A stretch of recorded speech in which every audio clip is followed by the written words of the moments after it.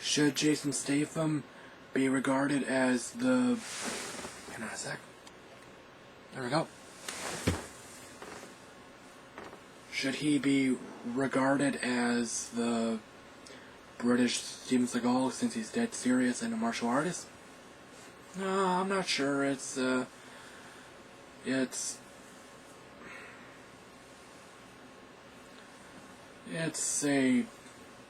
hopefully amusing comment that I recently thought of. I asked myself if he can be compared to any of the past action heroes, and I obviously know Steven Seagal is still active nowadays, but he's no longer one of the top stars, major stars, whatever.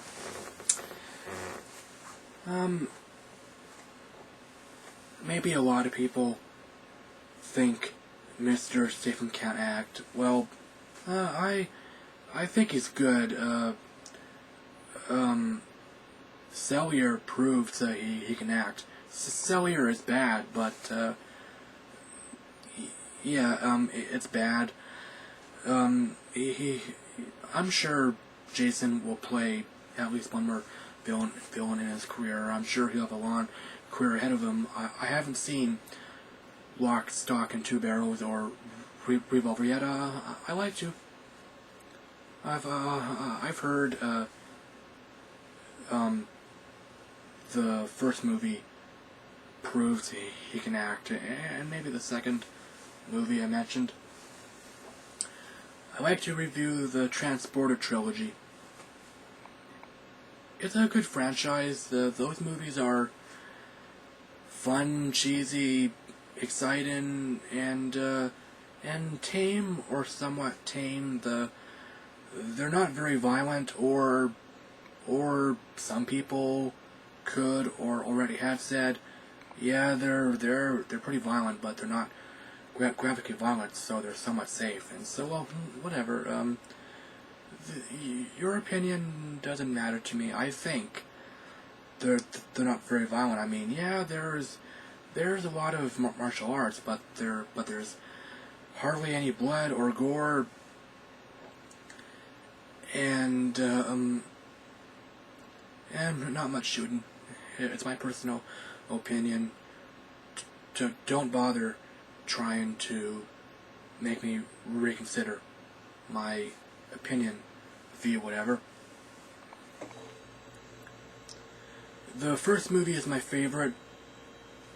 It's the most realistic, or at best the least mindless. It's not very mindless. The second movie, it's not bad, but it's still the worst of the series.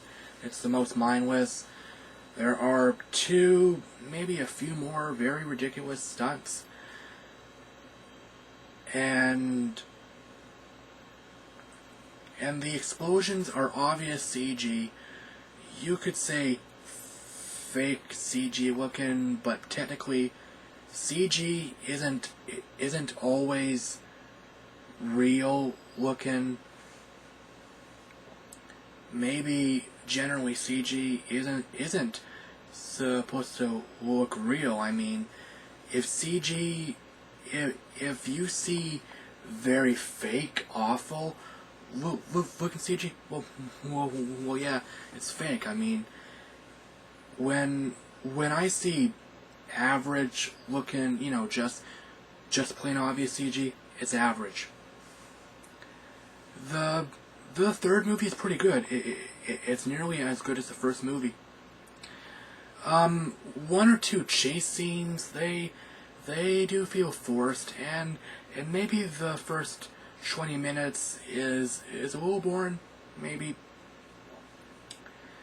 the actress, the love interest, is she bad? Well, I don't know. I haven't paid that much attention to her performance. I haven't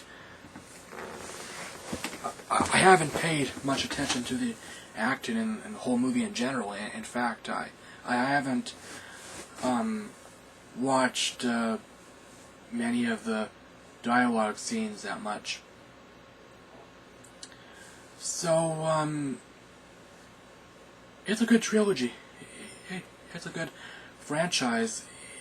It's the kind of franchise that could keep on going for a little while. I mean, it's new ideas, new stories can keep on coming. It's not one of those franchises that can only use one or two concepts. Is concept the same thing as idea or premise? Well, whatever. I'll look it up. I think very religious people can watch those movies. They're safe. They're fun. They're not serious. Transporter 4 isn't necessary. It's not demanded, but if it gets made, then great. I may not see it opening weekend, and so you know what? I welcome it. Transporter 4, 6. I don't know. 3 is plenty. 5 should be the max, and well, I'm sure Jason will continue being a good actor, a entertaining star for many years to come. And is it common knowledge that in real life he's a funny guy? He's not dead serious, like 90 or 95% of the time. Well, anyway, I really should shut up now. My battery's dying, and I don't always plan my reviews. I'm improvising, and this isn't my first take. Anyway, thank you for watching. I hope you enjoyed at least 3 of my reviews. Please subscribe. Good night.